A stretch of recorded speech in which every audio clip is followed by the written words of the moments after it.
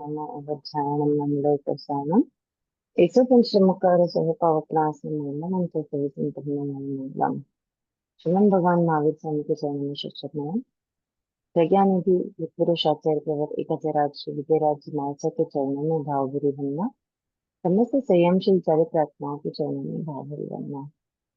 मंदा से क्या कैसे कुछ रुपए क्या कैसे क्लास शुरू करते हैं।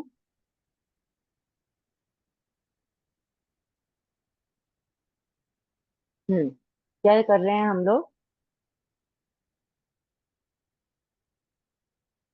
आवाज आ रही है मेरी? आ रही है सर। हाँ, चलो बताइए क्या पढ़ रहे हैं हम लोग? 25 बोल का 5वां बोल। 25 बोल का 5वां बोल। 5वां बोल। 11वें बोल का 5वां पार्ट।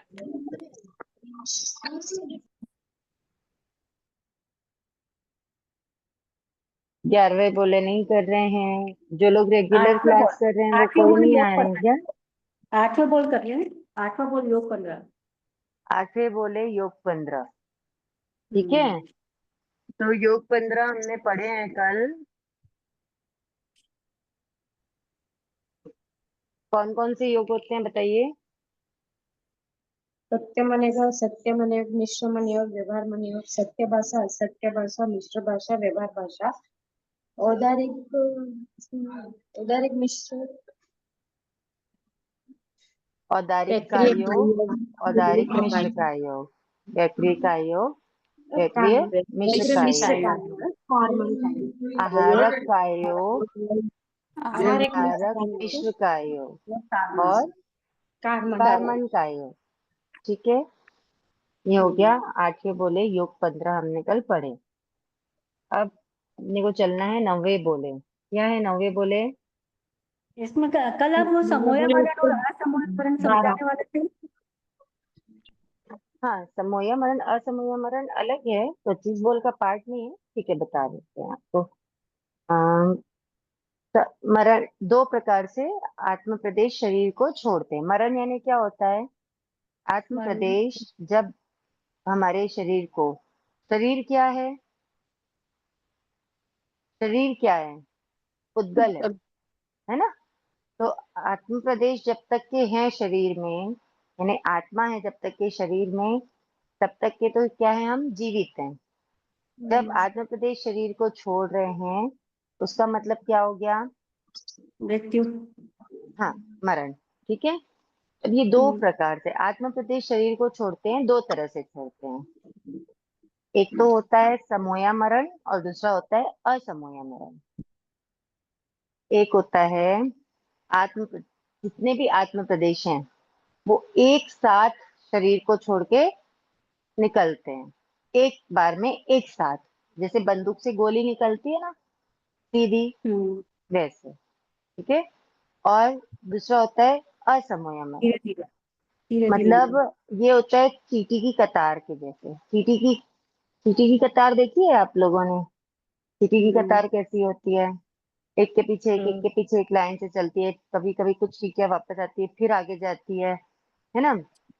तो वो चींटी की कतार के जैसे आत्म प्रदेश शरीर को छोड़ते हैं। तो इस तरह से ये दो तरह से आत्म प्रदेश क्या होते हैं, शरीर को छोड़ते हैं। इसलिए दो तरह का मरण बताया है, समोया मरण और असमोया मरण। ठीक है जी। चलो, अब चलिए 9वें बोले। क्या है 9वां बोल? उपयोग 12। उपयोग 12। ठीक है, उपयोग का मतलब क्या होता है? ज्ञान और दर्शन, ज्ञान और चेतना। दर्शन तो हम, ठीक है, हम तो ये समझ ही रहे हैं कि ज्ञान और दर्शन क्या है, उपयोग है। ठीक है, क्योंकि हमने समझा है शुरू से। देखो, अग्नि का लक्षण क्या है? गरम। अग्नि का लक्षण क्या है? गरम रहना। जलाना। हाँ, या जलाना। ठीक है, सूर्य का लक्षण क्या है? तपाना। तपाना। प्रकाश देना, है ना? सूर्य का लक्षण क्या है? प्रकाश देना। तो हर चीज का कुछ ना कुछ लक्षण होता है। वैसे ही जीव का लक्षण क्या है? उपयोग। जीव का लक्षण है उपयोग। मतलब उपयोग का मतलब क्या हो गया? सीधा सीधा हो गया जिन जीव उसका गुण होना, मतलब जो उसका मूल गुण होना, है ना। जैसे सूर्य का गुण है कि वो क्या करता है, रोशनी देता है, ऊर्जा देता है। तो वैसे ही जीव का जो मूल गुण है या जीव का जो लक्षण है वो है उपयोग। उपयोग का मतलब क्या है? जीव के मूल गुण क्या है? ज्ञान और दर्शन, है ना। ज्ञान और दर्शन की प्रवृत्ति। अभी हमने पिछले बोल में पढ़ा था मन वचन और काया की प्रवृत्ति। क्या पढ़े थे? योग का मन वचन काया की प्रवृत्ति। हाँ, योग का मतलब पढ़े थे कि मन वचन काया की प्रवृत्ति। और जब वो तो हो गया योग, और जीव जब ज्ञान और दर्शन में प्रवृत्त होता है तो उसको क्या बोलते हैं? उपयोग। उपयोग बोलते हैं। समझ में आई बात? जी। मन वचन काया में प्रवृत्त हुआ मतलब क्या हुआ? योग। योग हुआ। और जब ज्ञान और दर्शन में प्रवृत्त हुआ तो क्या हुआ? उपयोग।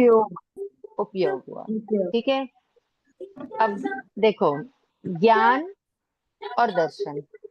अभी अपने को ये समझना है कि सबसे पहले तो अपन जीव किसको बोलते हैं? इसमें चेतना। चेतना। ठीक है। चेतना का मतलब क्या है? चेतना का सीधा सीधा अर्थ होता है ज्ञान होना या संवेदनशीलता होना, है ना।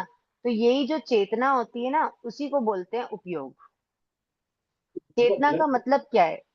नहीं, चेतना का मतलब सीधा सीधा है कि ज्ञान या दर्शन में प्रवृत्त होना, किसी चीज का ध्यान रहना, किसी चीज की जानकारी रहना। आप लोग अपना फोन म्यूट कर लीजिए ना, बैकग्राउंड साउंड बहुत आ रहा है जो भी। ये जो मुफ्त की गेंद है मिलेगी मिचेल मार्श को। Okay, thank you. ठीक है। तो उपयोग क्या है? आत्मा का लक्षण है, यानी चेतना। चेतना ही क्या कहलाता है, समझ जाओ आप? उपयोग कहलाता है। क्योंकि चेतना का मतलब क्या हो गया? ज्ञान में प्रवृत्त होना या दर्शन में प्रवृत्त होना। समझ में आई? जी। अब बताओ, आत्मा के बिना ज्ञान और दर्शन हो सकता है क्या? नहीं। नहीं हो सकता, है ना। तो ज्ञान और दर्शन किसका गुण है? आत्मा का। आत्मा का गुण है। तो जो आत्मा का जो गुण होता है, तो आत्मा कभी अपने गुण को छोड़ती है क्या? मतलब कोई भी वस्तु है वो अपने नहीं। गुण को छोड़ती है क्या? नहीं। नहीं छोड़ती है। तो उसी तरह जब आत्मा है तो उसका गुण उसके साथ में है, और उसका गुण उसके साथ में है तो उपयोग हमेशा क्या रहेगा? साथ में रहेगा। साथ में रहेगा। इसीलिए बोलते हैं कि जीव का लक्षण क्या है? उपयोग। उपयोग है। ठीक है। अब उपयोग मतलब हो गया ज्ञान और दर्शन में प्रवृत्ति। ज्ञान का क्या मतलब? जानना। हाँ, जानना। एकदम सही है। ज्ञान का मतलब होता है जानना। ठीक है। जानना तो ठीक है। किसी भी वस्तु के विशेष रूप को जानना, या मतलब सामान्य विशेष रूप को जब जानते हैं तो वो होता है उपयोग। लेकिन जब विशेष रूप को जानते हैं तो वो क्या होता है? ज्ञान होता है। ठीक है। और दर्शन का मतलब क्या होता है? देखना। जो सामान्य रूप से दिखती है। देखना। देखना। देखना। सामान्य रूप ठीक से है। जानना। देखना। अब चलो, अभी अपन ने समझा दर्शन का मतलब होता है देखना। अब एक बात बताओ,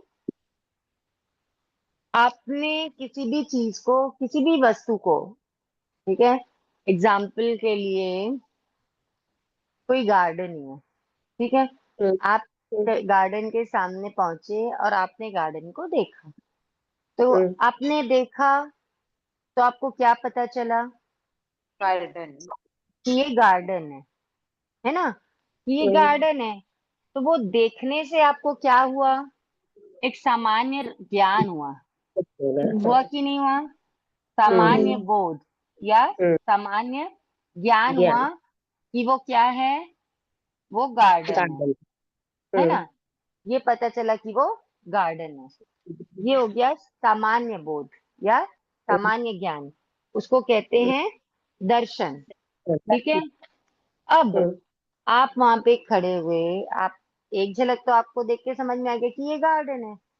अब वो जो गार्डन है, अब उस गार्डन में कैसे प्लांट्स हैं, कितने पेड़ हैं, झूले हैं कि नहीं है, है ना, कितना बड़ा है, ये सब जो उसके बारे में जानकारी है, जानकारी हमको मिल रही है, वो क्या कहलाती है? ज्ञान। वो ज्ञान कहलाती है। मतलब विशेष रूप से जानना, किसी भी चीज को विशेष रूप से जानना क्या में होता है? जानना ज्ञान कहलाता है।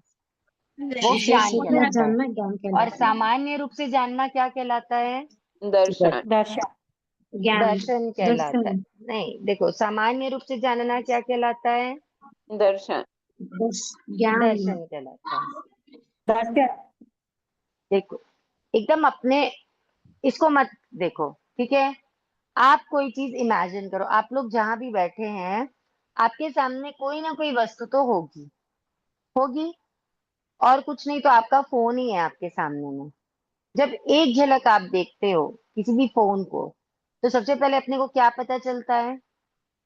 ये फोन है। कि ये फोन है ना। तो ये जो देख के हमको समझ में आया है, वो क्या हो गया? सामान्य। सामान्य बोध हो गया। इसका मतलब क्या हुआ? ये दर्शन हुआ। ठीक है। अब दर्शन देख के भी होते हैं और बिना देखे भी होते हैं ना, बाद में कंफ्यूज मत होना। एक बात बता रही हूँ। अब आपने देख लिया कि ये फोन है, ठीक है, इतना देख के तो हम रुकते नहीं। इसके बाद हम देखते हैं ये कौन सी ब्रांड का है, ये एंड्रॉइड है कि आईफोन है। अगर ये एंड्रॉइड है तो ये कौन सी सीरीज है, कौन सी कंपनी का है। आईफोन है तो आईफोन 15 है कि आईफोन 16 है, प्रो है क्या। ये सब जो उसके बारे में जब विशेष जानकारी प्राप्त करते हैं, वो तो वो क्या कहलाता है? वो ज्ञान। ज्ञान। ज्ञान। विशेष ज्ञान। ज्ञान विशेष। कहलाता है। एक झलक देख के जो समझ में आता है, वो होता है दर्शन। और जब उसके बारे में पूरा उसका बायोडाटा निकाल लेते हैं या विशेष जानकारी लेते हैं, तो वो क्या होता है? ज्ञान। ज्ञान। वो ज्ञान होता है। बात क्लियर हुई? जी। ठीक है। अब जो हम पढ़ते हैं उपयोग में, कि उपयोग कितने पढ़े हमने? 15। 12। 12। उपयोग 12। 12, योग 15 है और उपयोग 12 है। ठीक है, जी। उपयोग कितने? 12। 12। तो जो 12 उपयोग हैं, वो कैसे हैं? ज्ञान के 5 कितने ज्ञान। उपयोग हैं? 5 ज्ञान। 5 दर्शन के 5। दर्शन के कितने हैं? 5। 4। 4। 4 है। 5 और 4 9 है। 9। इसके अलावा और क्या रहते हैं? चरित्र। अज्ञान के। 3 अज्ञान। 3। अज्ञान के 3। ठीक है। तो अब देखो, ये जो ज्ञान और अज्ञान है ना, ज्ञान और अज्ञान, ये तो कहलाता है साकार उपयोग। ठीक है। और ये जो दर्शन है, वो कहलाता है अना। अनाकार उपयोग। इस बात को ध्यान रखना। ये साकार क्यों कहलाता है? क्योंकि इसमें हमको क्या है, विशेष बोध होता है। विशेष प्रकार से हम क्या करते हैं, उसको जानते हैं, उस विचार पे हमारे करना। विचार बनने लगते हैं, है ना। इसलिए ये क्या होता है, साकार उपयोग है। और दर्शन तो क्या, एकदम सामान्य बोध, एक झलक, एक आहट, है ना। तो इसलिए ये क्या होता है, अनाकार। अनाकार उपयोग। ठीक है। अब अज्ञान, ज्ञान हमने समझा जानना होता है ना। दर्शन हमने समझा देखना या फिर सामान्य बोध, दोनों। क्योंकि बिना देखे भी दर्शन होता है ना, इसलिए सिर्फ देखना उसका आंसर नहीं आएगा। उसका करेक्ट आंसर क्या रहेगा? सामान्य बोध होना। समझ में आई बात? जी। अब आता है एक और, यहाँ पे पॉइंट आ गया है, अज्ञान। अब अज्ञान क्या होता है? देखो, अज्ञान का मतलब ज्ञान का अभाव नहीं होता है। बात को समझना। अज्ञान का ये मतलब नहीं होता है कि किसी व्यक्ति में ज्ञान नहीं है इसलिए वो अज्ञानी है। ऐसा होता है क्या? नहीं। नहीं। हमारे भगवान ने बताया है कि ज्ञान क्या है? जीव का लक्षण है, उपयोग, यानी ज्ञान और दर्शन। तो अक्षर का अनंतवा भाग जितना ज्ञान हर जीव में हमेशा रहता है, चाहे वो किसी भी गति का कोई सा भी जीव हो, है ना? तो ज्ञान, किसका फोन चालू है? पीछे बैकग्राउंड वॉइस आ रही है, बंद करिए। तो बात को समझना। तो अज्ञान का मतलब ज्ञान का अभाव नहीं होता। अज्ञान का ये मतलब नहीं होता है कि सामने वाले के पास ज्ञान नहीं है। अज्ञान का मतलब क्या होता है? विपरीत ज्ञान। क्या होता है? विपरीत ज्ञान। विपरीत ज्ञान। मतलब जो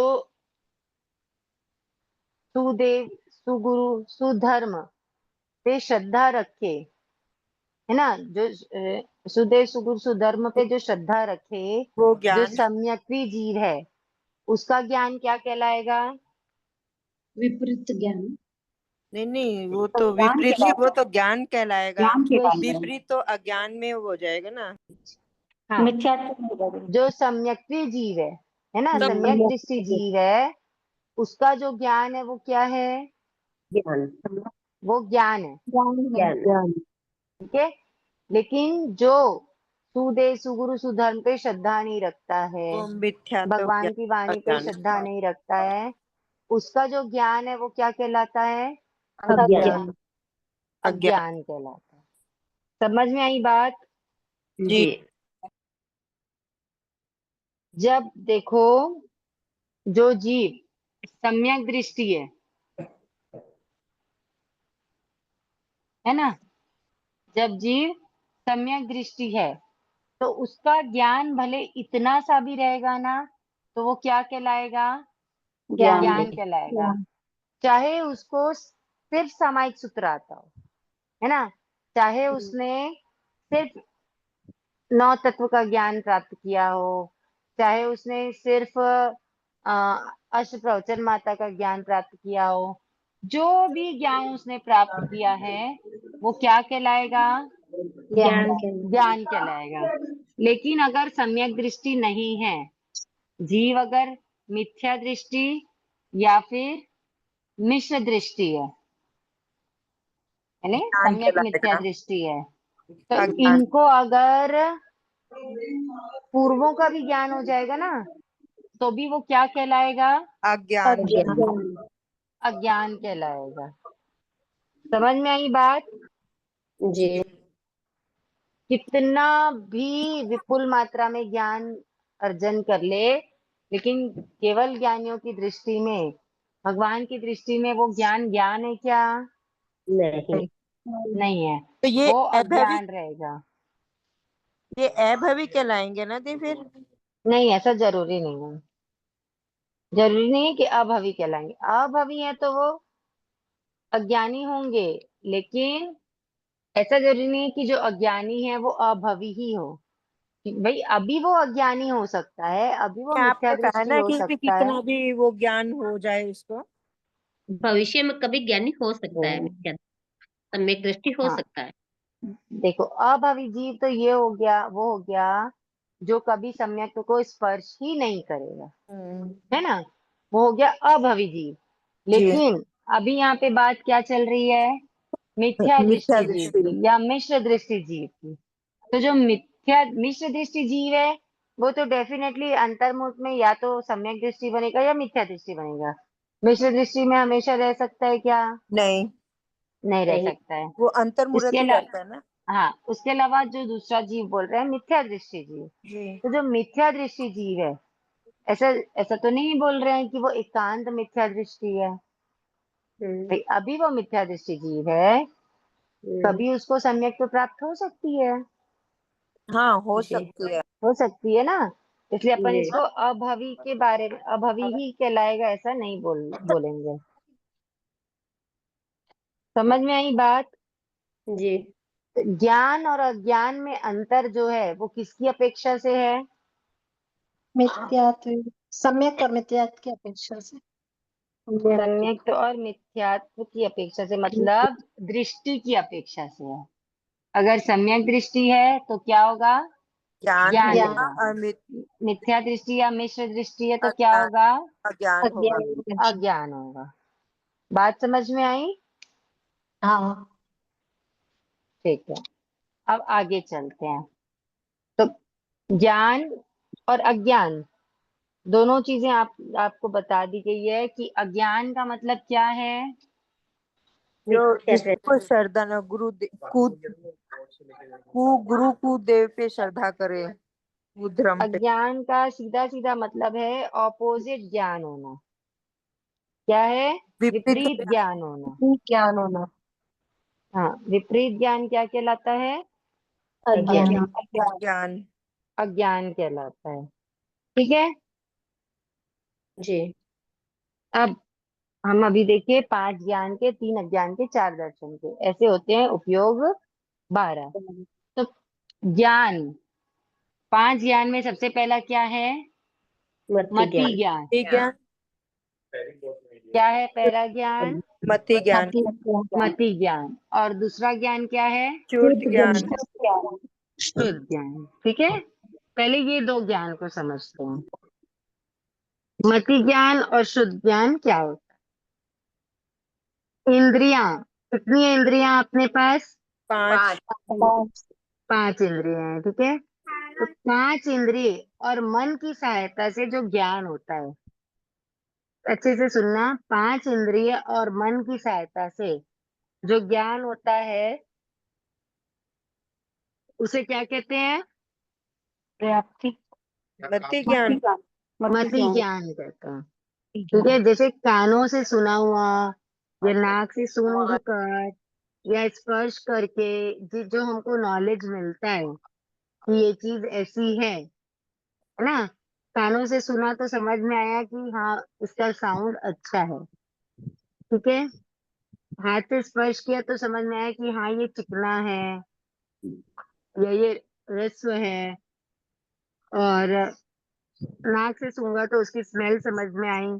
लेकिन जो ये ज्ञान हुआ कि रोज में खुशबू कैसी होती है, इसका ज्ञान हमको कैसे हुआ? मति इंद्रियों की सहायता से। इंद्रियों की सहायता से। जब तक कि घ्राणेंद्रिय को यूज नहीं करेंगे तब तक हमको किसी की खुशबू का पता चलेगा क्या? नहीं। नहीं नहीं पता चलेगा। एक एग्जाम्पल था घ्राणेंद्रिय का। इसी तरह से श्रोतेंद्रिय, चक्षुरेंद्रिय, रसनेंद्रिय और स्पर्शेंद्रिय को भी समझना।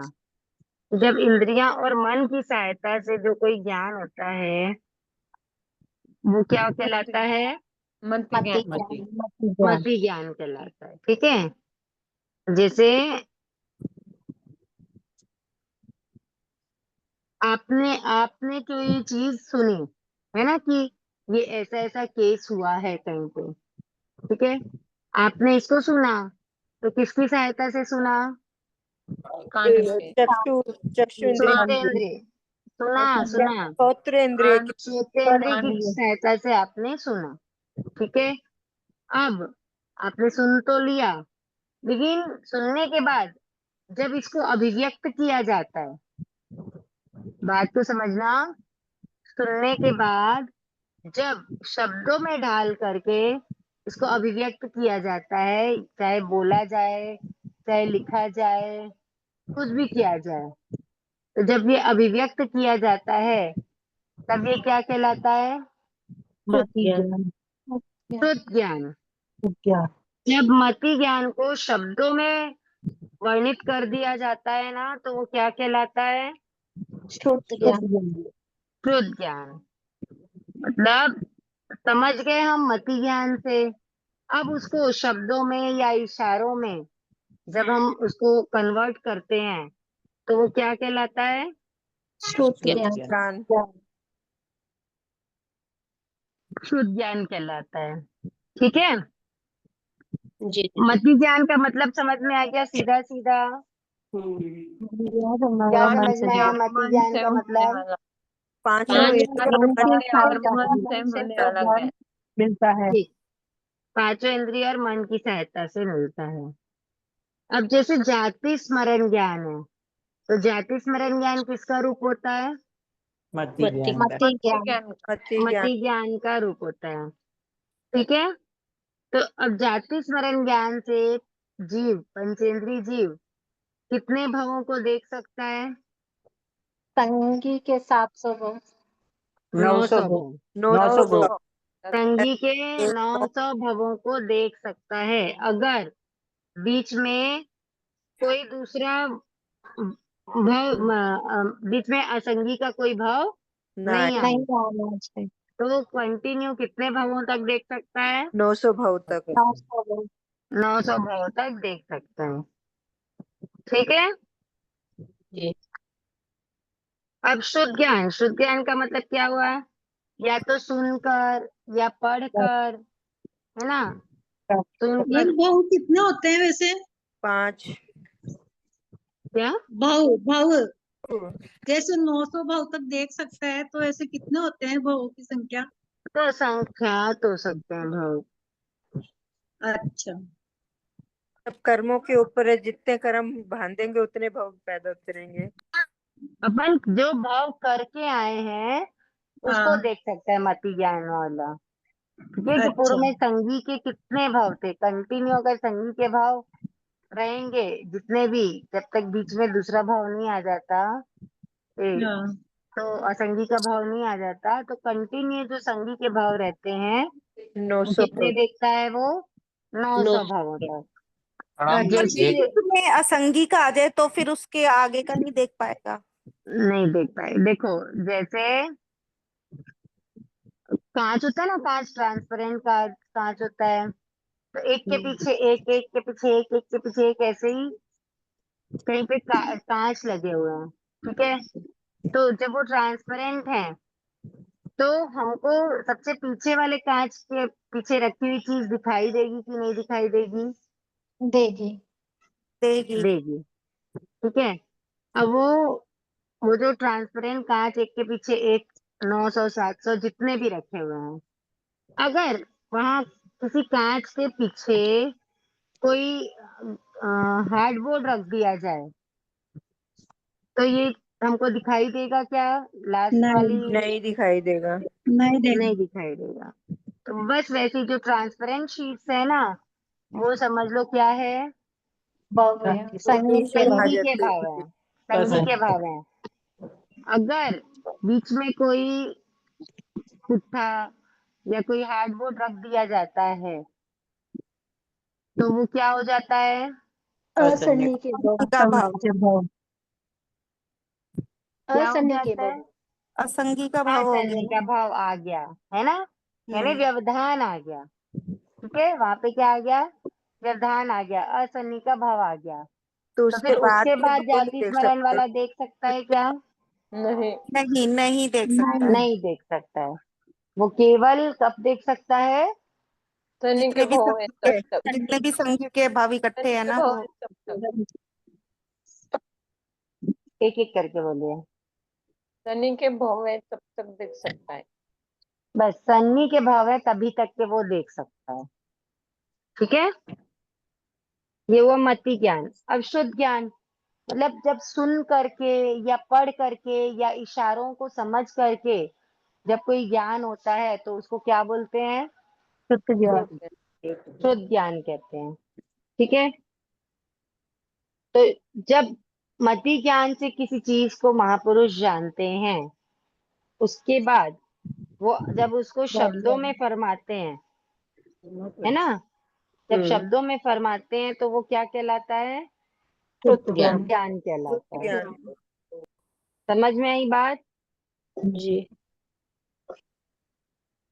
अब आता है अवधि ज्ञान।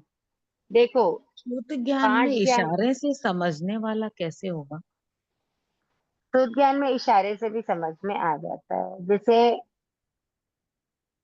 कई बार होता है हम हाँ नहीं का इशारा कर देते हैं किसी चीज में, या हाँ हमारा अग्रीमेंट होता है, अगर किसी चीज में हम अग्री होते हैं तो हम बिना कुछ बोले सामने वाले को हम क्या कर देते हैं, बता देते हैं कि हम अग्री हैं इस चीज से। होता है कि नहीं होता है? हाँ होता है, पर ये मति ज्ञान की श्रेणी में नहीं आता, इशारे से नहीं नहीं, समझना। ये क्योंकि ये इसलिए नहीं आता है क्योंकि ये जब हम मति ज्ञान से किसी चीज को समझ रहे हैं और उसके बाद हम इसको क्या कर रहे हैं, शब्दों में डाल रहे हैं, इसलिए वो उसके कैटेगरी में नहीं आता है। अच्छा ठीक है। ठीक। जी दीदी। तो शुद्ध ज्ञान जैसे बताया आपको, तो शुद्ध ज्ञान का बेसिक क्या है? सुनना। मति मति ज्ञान। ज्ञान। देखो जब तक कि मति ज्ञान नहीं होगा तब तक के शुद्ध ज्ञान होगा क्या? नहीं होगा। नहीं नहीं। नहीं होगा। तो हमको किसी चीज का नॉलेज हो गया है ना, हमने सुन लिया, हमने देख लिया, हमने जान लिया, हमने अनुभव कर लिया।